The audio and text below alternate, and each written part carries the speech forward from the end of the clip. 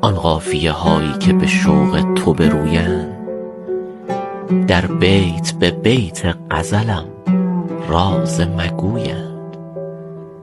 از سرزنش خلق زبان باز نکردم، شاید که از این خسته ترین دست بشویند.